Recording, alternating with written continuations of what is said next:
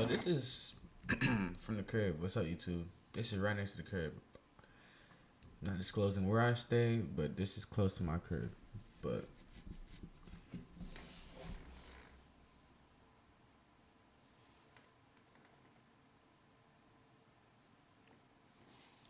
Miramar Police Department.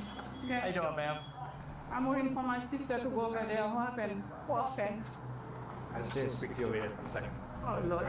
Right now, there's an investigation, and I guess it's your daughter. Yeah, that's my Your daughter. daughter, her name came out. So we have to keep everybody. I mean, out wait, of our- Police wait. arrived at the home of 17-year-old Christy Parisian, where her mother was informed that Christy had become involved in a strange and violent incident. About an hour earlier, officers had discovered the body of an 18-year-old boy named Dwight Grant near a nearby apartment complex, brutally stabbed to death. Can you guys go back inside for me? Can you go back inside, please? Don't. Just do as I ask, please. Officers have taken into custody in the murder of 18-year-old Dwight DJ Complex Grant. after a body was found. Yo, I remember this. I don't really remember much. But I do remember one day, it hit the news that old boy got stabbed to death by 3 people. And I was thinking, cut, where? I saw it was in the crib. They said Miramar. I said, nah. Where in the city? Miramar High. What? Jill went to Miramar High. There, Local 10's Andrew Perez is live. For this 18-year-old from Miramar High School, and instead, officers found a body. As new clues surfaced and the investigation continued, police uncovered a hidden conflict between Dwight and 3 of his classmates from Miramar High School.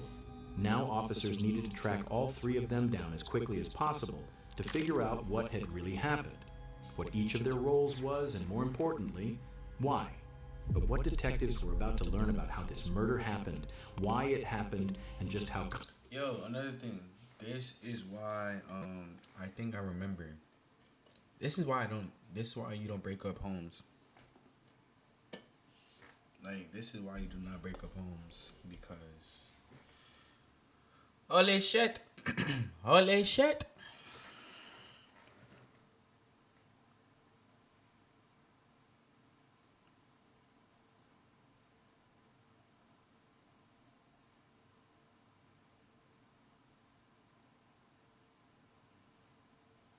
Hold on, y'all boy. I gotta make a quick text message.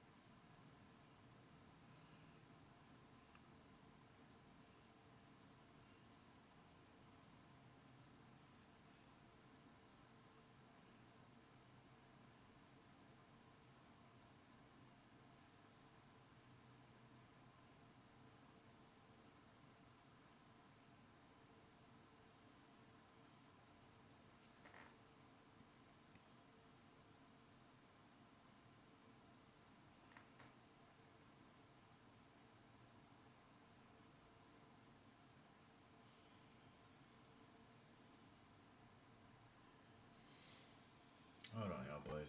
I gotta be professional real quick.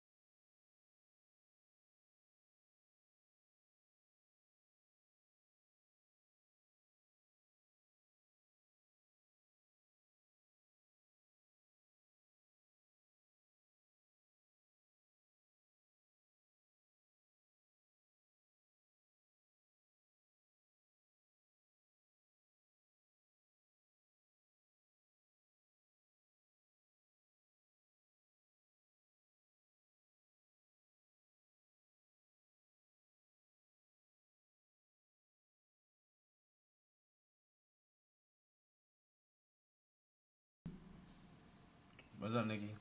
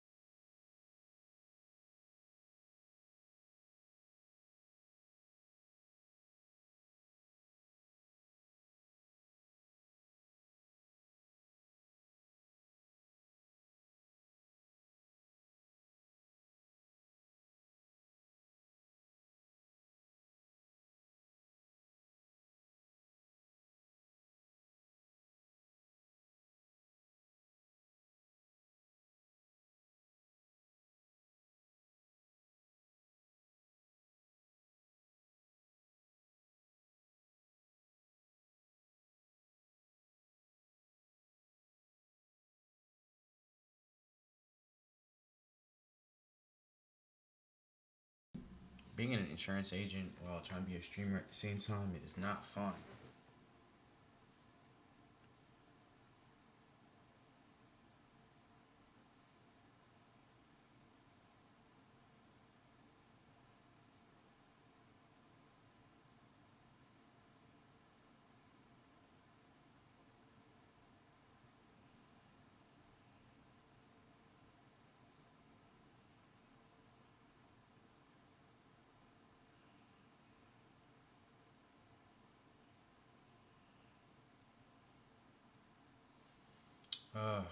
I don't know what to do.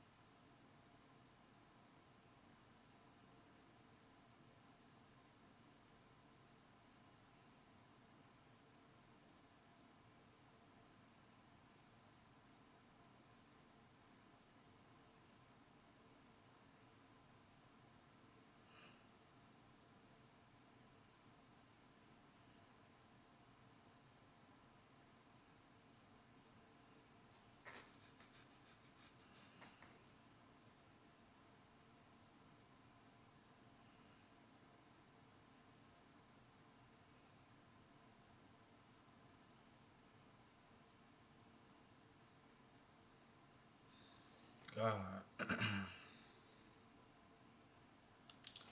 Now I gotta go do research after this, man. Complicated it truly was, turned out to be far more shocking than anyone expected. You can't get away with nothing! There's cameras everywhere. Everything started on a Sunday evening. On October 17th in Broward County, Florida, a nurse named Malene Emile noticed something was very wrong. Her 18-year-old son, Dwight Grant, who most of his friends called DJ, hadn't come home that day. DJ wasn't the kind of kid who disappeared without saying anything. He was responsible, focused on school, and always kept his family informed. His sudden silence was completely out of character. This was the beginning of a terrifying mystery for his family. No matter how hard they tried, no one could get in I don't know how long Jill went missing for. I can't even imagine, bro. touch with DJ. He wasn't answering calls, he wasn't with any of his friends, and no one had seen him.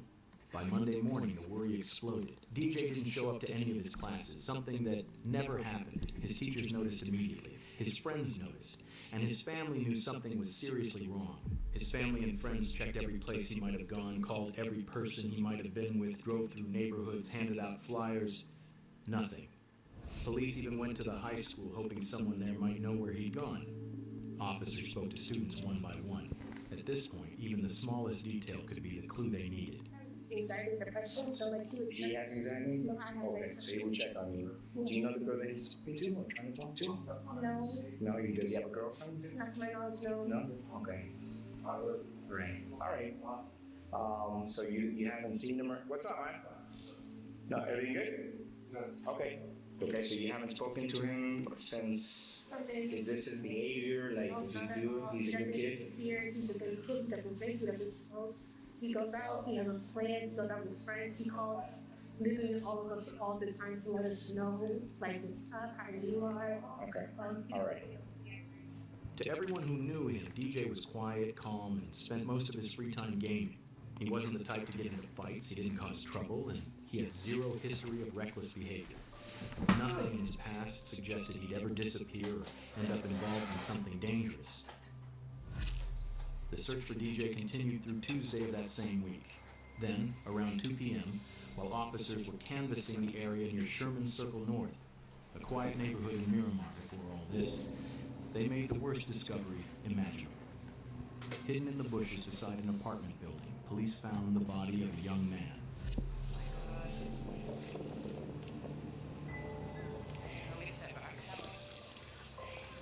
The body was found just outside the apartment building where DJ lived. All that time, he had been there, right near his own home. Officers were led to the body by scattered bloodstains on the sidewalk. From an initial examination, But the my body thing had 2 is- fatal wounds. One, My thing is, how does someone? I mean, yeah, I guess at certain times of the night you can get away with moving the body. But did you see where that body's placed? How did the person that's living right there not see that? one to the neck and one to the chest. A knife was also found nearby, hidden in the bushes next to the body. Can you go back inside, please? Don't. Just do as I ask, please. In a few minutes, an officer will come talk to you. Go back inside.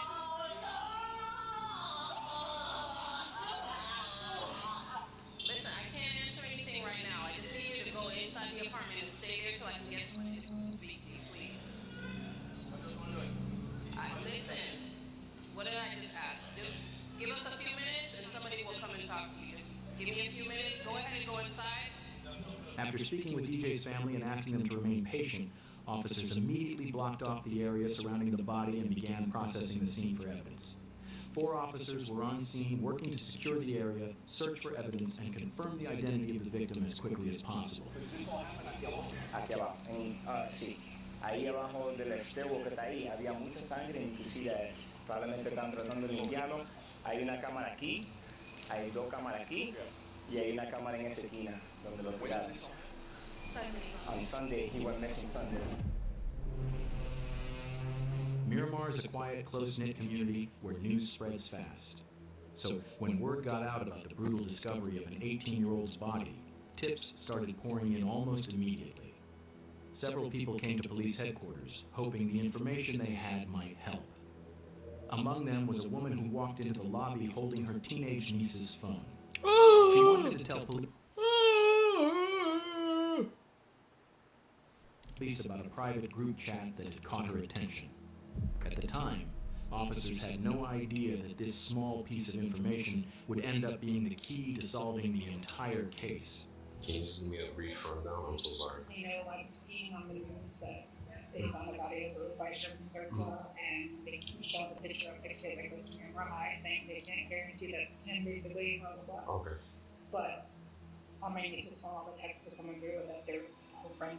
There's people from school there, they know it's him. I just came here because my niece was telling me that she got these texts from this girl yesterday from the modeling. She said it was the most traumatizing day of her life when she seen him yesterday, which would have been Sunday. Yeah. So in my mind, 1 and 1, I'm not saying she did anything, but I'm not saying I can't come here and not show you either because she's saying, tells everybody in how many people she's killed and she's doing what she.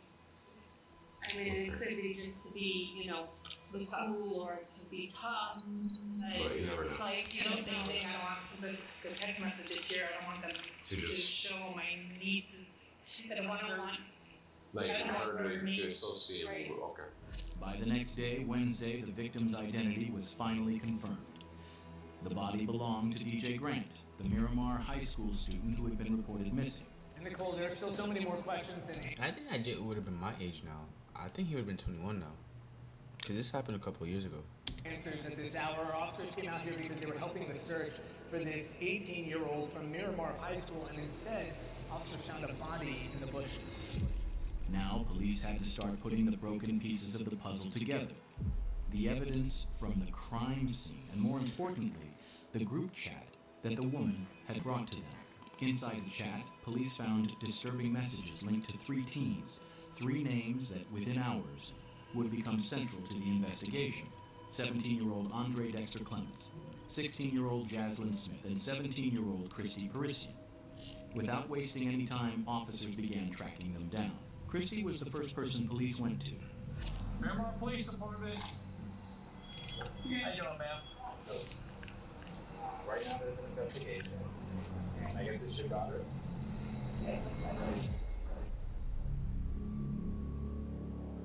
What we're gonna have to do is we're gonna have to keep you out of the house for now. Me? Yes.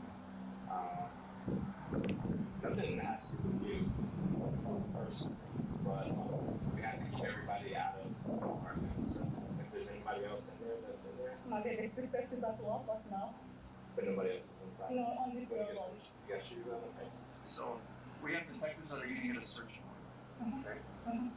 So right now, we're just gonna make sure nobody's inside, and then we're gonna close the door. And then we're gonna wait for the warrant to get here. Okay? When I come back. When I come back, no. Sit down. Search warrant. Today, no?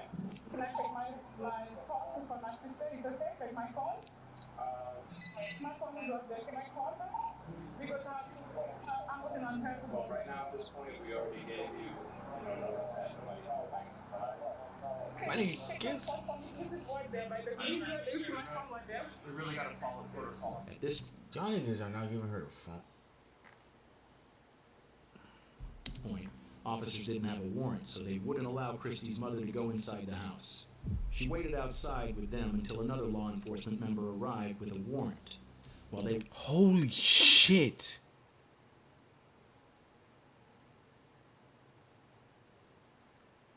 I ain't gonna say what I just said, but I've been there before. were waiting. I don't She see told what I them said. that earlier that day, Christy had left her a voice message about the murder. Because of that, they changed course and retrieved the phone so the message could be played.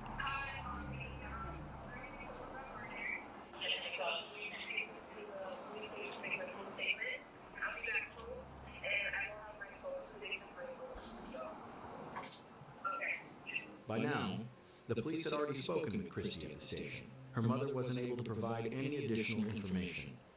The officers informed her that no one from the family was allowed to leave. So are you going to be around here, or are you sticking around here, or are you leaving? You're not going anywhere, right? No, I was going to the police station. Not me right now. I'm going to my sister to go to the police station because my sister drive. The next person on the list was Jaslyn Smith. The officers tracked her down and managed to find her around 11 p.m. that same night. Outside her family's apartment, they spoke with her while her mother was present. Did you hurt this person? I didn't. Because I didn't do anything. I was just going to push her and say her home.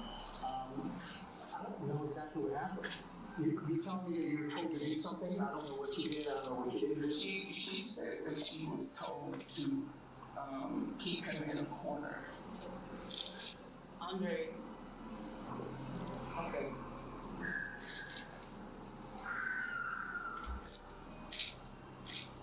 Andre told me that somebody had pissed him off, that somebody was messing with somebody else's girl or something. It had to do with some messaging. I was telling y'all boys earlier, cause there's a reason why, bro. You don't go mess with niggas who have a girl, cuz. And it's not, bro. Niggas be crazy, bro. But a dime that don't give a fuck about them. And that he was upset that he needed some backup for his fights. He told me he was just about to fight.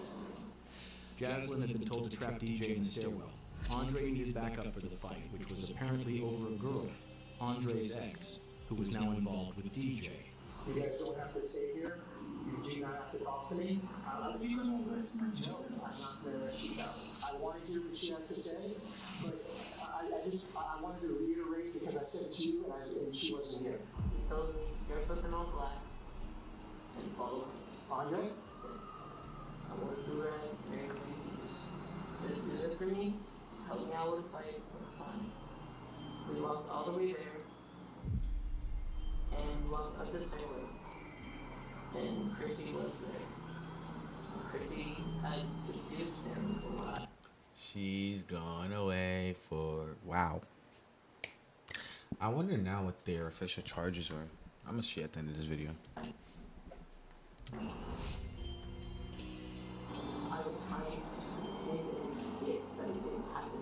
I already knew that if something like this was gonna happen. I already knew the cops were gonna show up sooner or later. And I said, I already started preparing myself for the worst, Mom. If they send me away, Mom. According to her, the mastermind behind the whole murder was Andre. He even picked out the colors of the clothes, and the plan was just a fight. Jaslyn clearly tried to downplay her own role and choices. But over the next half hour, the officers, and even her mother, would unintentionally learn the truth from her words, shocking them to their core. Things her 16-year-old daughter had done were far beyond what her mother could have imagined.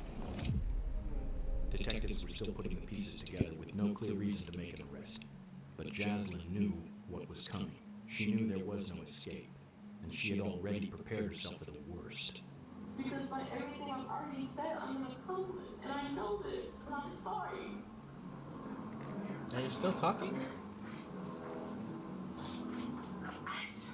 But yes, you are an accomplice to murder.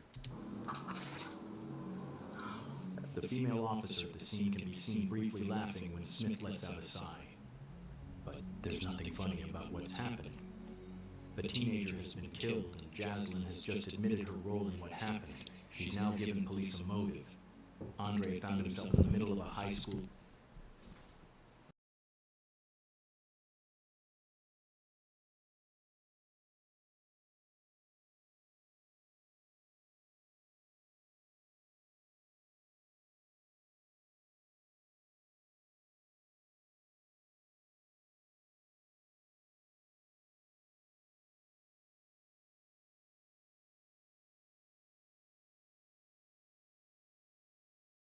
Love triangle between DJ and his ex-girlfriend. That's when the dark thoughts started and the plan began to take shape. A plan that would need help. Before Sunday, before any of this began, Andre had reached out to her. He told her about the planned fight and the help he needed. Now sitting in a police car beside her mother, the officer asks Jaslyn to walk them through everything, step by step, starting from that moment. So I'd like for you to kind of tell me, step by step, on how everything occurred, you know? Before Sunday, before he came over. Who's he? Andre. Andre's from school also? Yes, before he ever came over, he told me Friday, I believe it was Friday, that he had a situation that he needed to deal with. He was wondering if I could help him out with a fight. Me knowing that I used to fight in elementary and used to be a bad kid-ish outside school, I'd agreed because he's a good friend of mine, like it's just a fight. He has said he was going to be coming over around 6. He came over at least 6:45. Snitching. 7 o'clock. Okay. And well, not snitching, but snitching on herself. the whole scenario of we're gonna get dressed in all black. You're gonna wear clothes that you don't care about. You're gonna wear gloves, you're gonna wear do-rag.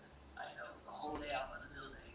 Andre already knew that Jaslyn had a reputation for fighting when she was younger. That was exactly why he chose her. He even picked out what Jaslyn should wear, telling her to wear gloves and protect her hair. Jaslyn's account helps clarify the days leading up to the murder, but one thing stands out. She repeatedly tries to downplay her role, presenting herself as someone who was merely influenced rather than involved. A claim that within minutes would be completely undermined by a small slip she made. We have got dressed, we have prepared. Ooh! I told her that we were going to go on a walk. He was explaining to me that the person that me and him were going to fight with, because we were going to use tattoos, had messed with a girl that he knew and had, especially from what I know. And on the way there, he's telling me exactly where we're going to walk, exactly how we're going to walk, exactly. She just said this was a premeditated murder without saying this was a premeditated murder. Because you see, if she would have been like, oh, he said he was going to fight, but there was no plan. We just walked, got there. Immediately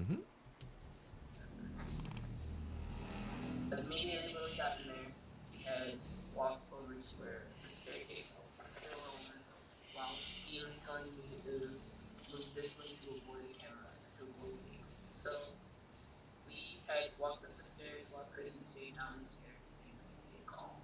Me and him were upstairs. He's just talking to me, we're relaxed and chill. And then he got a signal from Chrissy to walk downstairs. And he had a weapon with him. He told me to hold the weapon. We had gloves on at this time, so we had walked downstairs. He had approached the boy, and Christian moved back and walked down the stairs. Did you know that story or no? The boy tried to make a run for it after Andre approached him and was like, yeah, we have a problem. He has me standing behind. Chrissy looked at me and he made a run for it, and I'm like, okay, but it's just for intimidation. This now. I ran and I helped Andre to tackle him and put him on the ground. Jaslyn uses the word weapon. Even though she's detailed and specific in almost every other part of her story, she keeps this part vague. We already know DJ was found with 2 stab wounds, so whatever the weapon was, it clearly wasn't a gun. What that weapon actually was, and why Jaslyn avoided naming it, becomes clear later in the interview. Because she gave it to him. And it's something that will shock you. She gave it to him.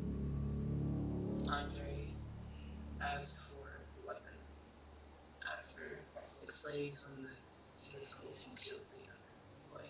He had asked for a weapon, and I just handed it to him because I'm like, I don't know about this, but I'm like, okay, you're joking, because me and Andre, our playful, we like to mess around and we like play fight.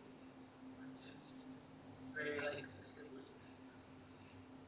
But this time, nothing felt like a joke. The weapon he used, the level of planning involved, his behavior, and the sheer intensity of the violence he unleashed all point to the same conclusion.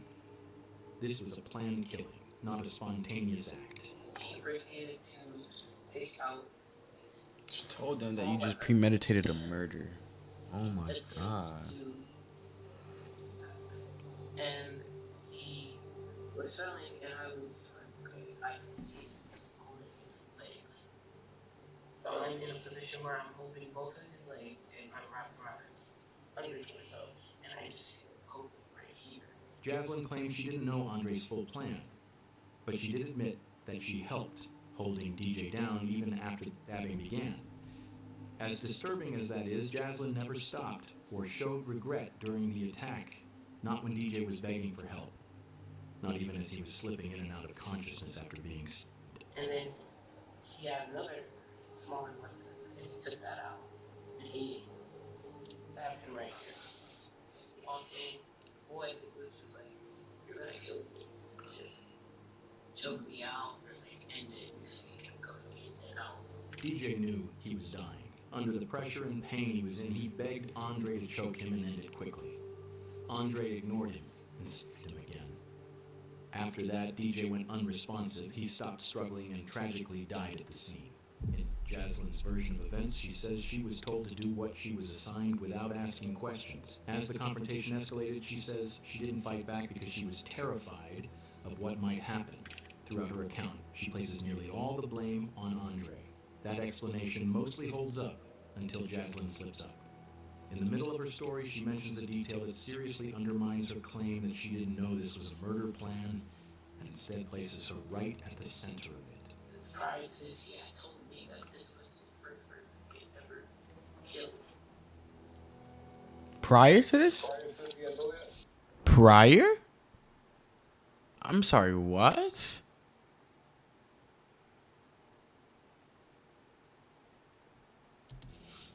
When we were at the house, we were just talking about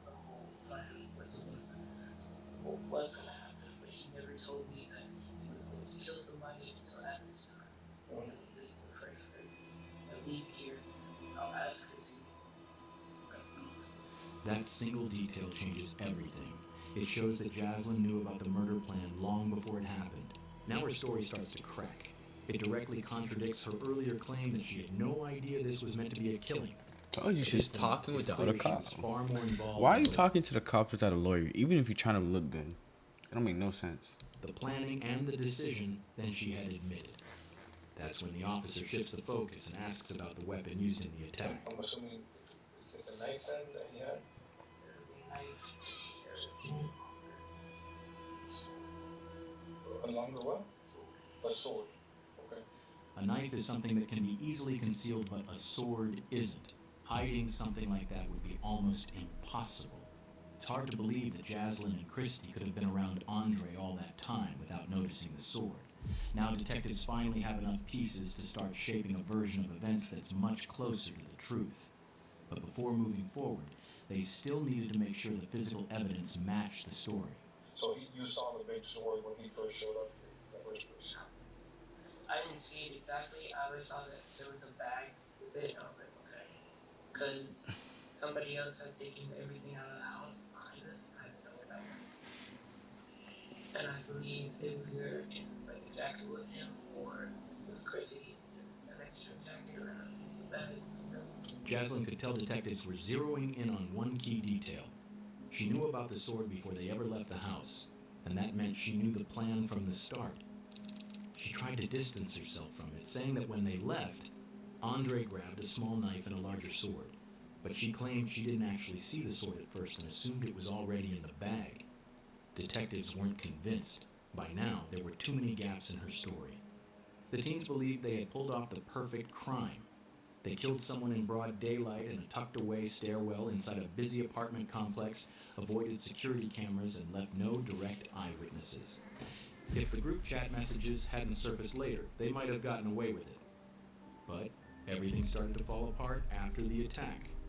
They dragged DJ's body into the bushes, packed the weapons and supplies into a bag, and returned to Jaslyn's complex. There, they made a serious mistake. In an open, grassy area, clearly visible from nearby apartments, they started a fire and burned the bloody clothes using gasoline. As they sat there, shaken, but still hoping they were in the clear, a security guard spotted them. In that moment, the cover-up ended, and he wasn't the only one watching. Another resident had seen them too and later told police exactly what she saw. The two girls, they were just standing there, but they weren't moving much. The chubby girl, she was just like moving back and forth, like standing in the same spot but moving a little bit. And then the guy was moving around the fire, just throwing more gasoline. I didn't see their face, but I saw their body shape. And seeing them on the photos, you could picture them, especially the chubby girl. You could feel the traumatization from them, and you could feel like they were scared, but you could also feel like they had the energy of the way of thinking like he deserved it. Like you could notice that. Security camera footage from the apartment complex backed up much of Jaslyn's story. The cameras showed the three teens dressed entirely in black as they approached the stairwell where DJ was attacked. One camera even captured DJ Grant's final moments. Another showed the teens dragging his body toward the bushes exactly as described. But as detectives reviewed everything more closely, cracks began to appear. Parts of Jaslyn's version didn't fully line up. Police seized the teens' phones and went through their messages. It didn't take long to find something that directly contradicted Jaslyn's claim that this was only meant to be a fight. One message revealed the true mindset behind the plan. White DJ Grant was killed back in October, and for months now, the three teens that are accused in his case have been kept in jail. All the evidence was clear. Within days, police moved in on all three suspects. Jaslyn Smith, Christy Parisian, and Andre Clements were all arrested. Each of them was charged as an adult. All three were charged with tampering with evidence and conspiracy to commit murder. Christy and Jaslyn were each charged with second-degree murder. Both eventually pleaded guilty and were sentenced to 25 years in prison, followed by an additional 10 years of probation. Andre Clements, who was 17 at the time, was considered the mastermind behind the crime. DP? and the one who delivered the fatal sword strike that killed DJ. He faced the most serious charge, first-degree premeditated murder. On February 18, 2025, Andre Clements, now 20 years old, also pleaded guilty. He was sentenced to 40 years in prison, followed by lifetime probation. Caring, loyal, honest person would be there for you in a second and a heartbeat. Blood clot. What's